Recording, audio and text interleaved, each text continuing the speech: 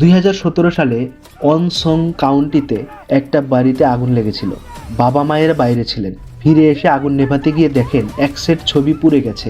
কারণ মায়ের বিরুদ্ধে অভিযোগ আনা হয় তিনি কিম পরিবারের ছবি বাঁচাতে ব্যর্থ হয়েছেন। শাস্তি হিসেবে তাকে দীর্ঘ কারাদণ্ড দেয় কিমের সরকার। উত্তর কোরিয়ার প্রতিটি ঘরে, প্রতিটি অফিসে, এমনকি প্রতিটি স্কুলেও শোভা পায় একটা ছবি, কিম রাজ পরিবারের সদস্যদের ছবি।